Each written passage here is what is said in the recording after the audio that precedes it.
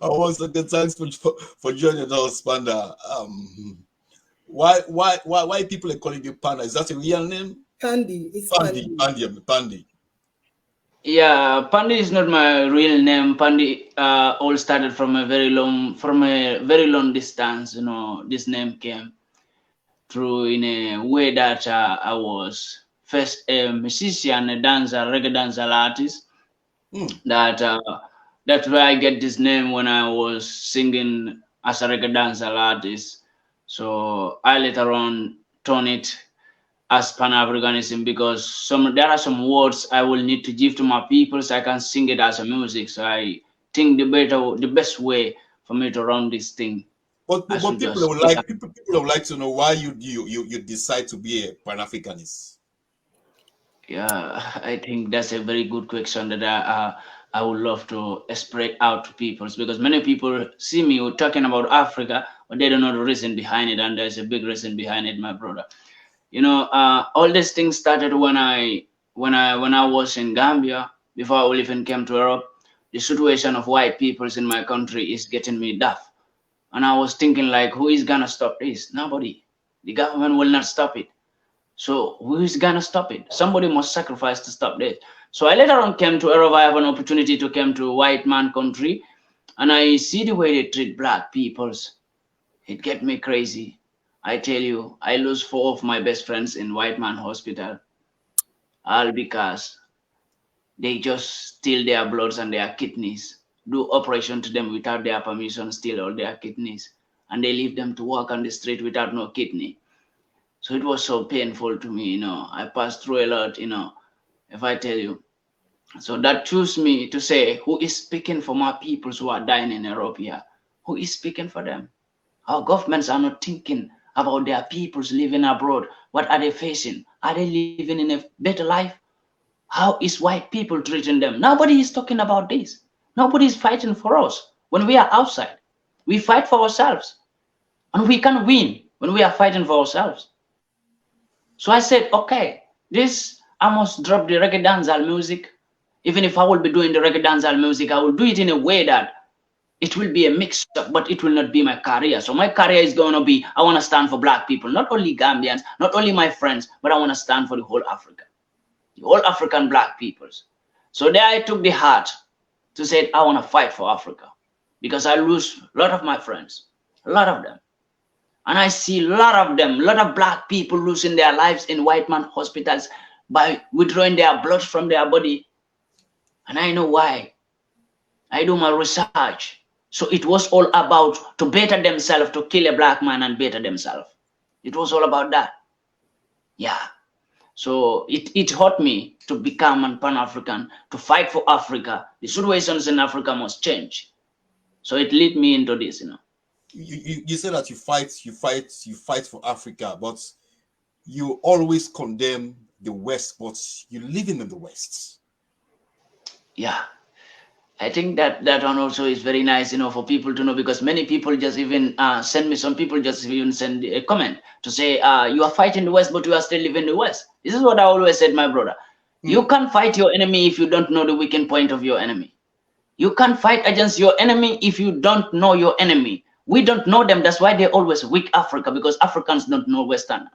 But Westerners always go to Africa to know Africans, to know the weakened point of Africans. They go and study Africans to know what is the weakened point of Africans. What can we do that can weak Africa to remain in poverty and in slavery and in war and in conflict? To never have any good political career in African countries. They study us very well. We don't study them because we don't want to, we think like when you go into white people, so you shall not fight for your peoples. This mentality, many black peoples have it. And I feel like being into my enemies is so nice. To be among my enemies, then I will study their weakened point and I will click that button that will weaken them. And I will keep on weakening them. So this is the answer that I will give to that point. You can never win your enemy without knowing your enemy. Whoever weak you, that person know you so much. Yeah.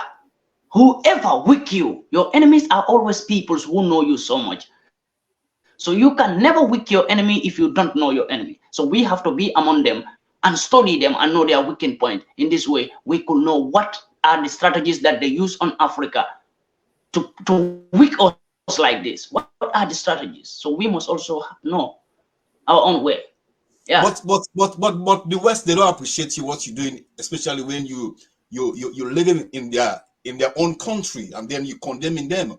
You're always on YouTube, on Facebook, condemning the West, the West, but you're living inside their territory, and then you say Yeah, that you you want know to. it. Yeah, go on. Continue.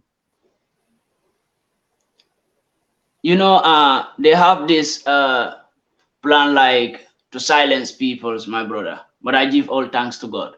If I tell you I don't pass through anything because I live among my enemies and I fight them and I'm living in their country and I have to obey their rules, if I tell you I don't pass it through any difficulties, it's a lie. I pass through a lot, you know. Just that my head is strong. I'm stubborn, very stubborn. Don't listen to nobody. I do what I want to do. I don't care what consequences will come after it. That make me strong like this to come to this point. If not, by right now, I will be silenced. I will never talk about Africa because of the things that I pass through. They are so hot that can hurt a coward never to speak for himself anymore. But I try to always figure it out that and to be careful that I'm living among my enemies. So if I want to fight them, I must always be careful to know my left, to know my right, to know my friends, to know my even my fellow Africans. A lot of them become a betrayer to me. Come on. That's why you see I PANDI was MAICA just gonna alone. Figure out. Yes. I was just going to say this, Pandy, but please, before I say this, I just want to encourage everybody watching to please share this video. It is Yeah. important. This is a very important conversation going on. I mean, for Africans in particular. Let us talk about our issues. I mean, this is the time we have to talk about our issues and see how we can move past some of these issues rather than relying on our so-called politicians.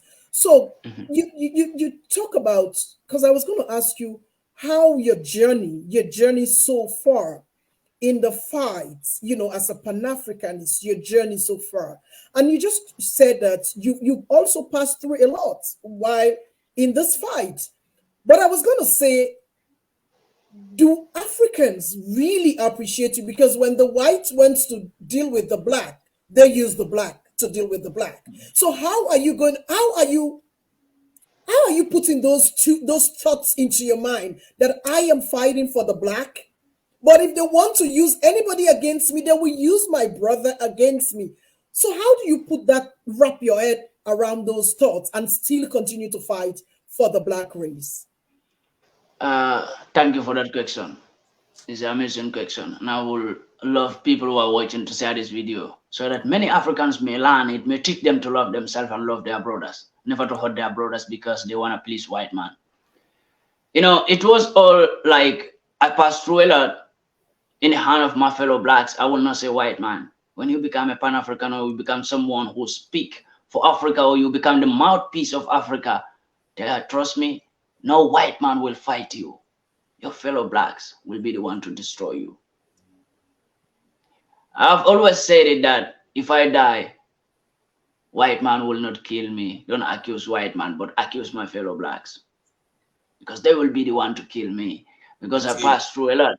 Betray from my friends, betray from black people who I believe, okay, I can work with them.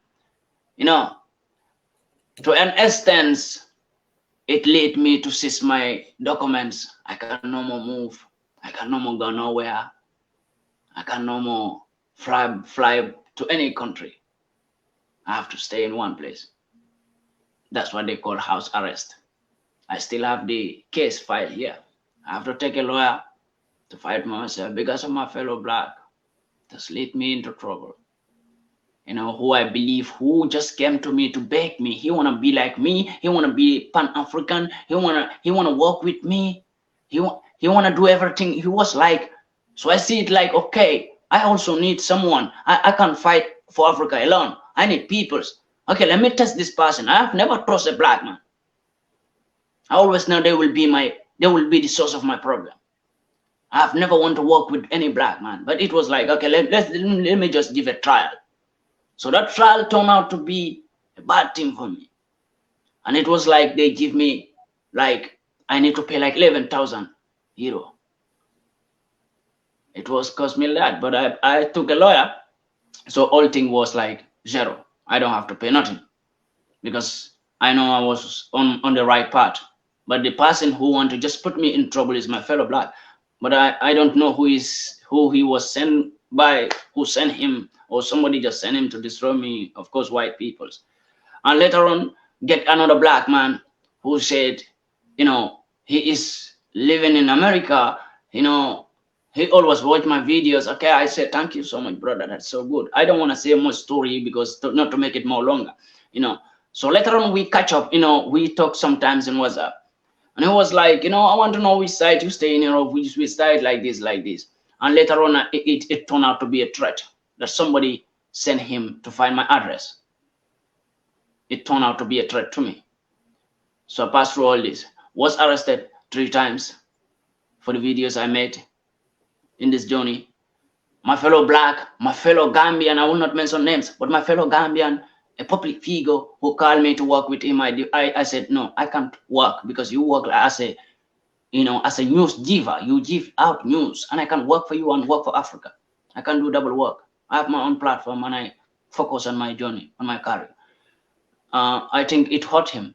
Later on, send a Nigerian girl to me just to have my naked video, just to destroy me, and was unsuccessful. And later on, this Nigerian girl, I will not mention her name, but was a girl who I threatened in so much that I'm going to the police and I want to make sure that she's down. And later on, she revealed everything to me, the person who sent her. She showed me the person picture. And when she showed me the picture, I know the person directly, a Gambian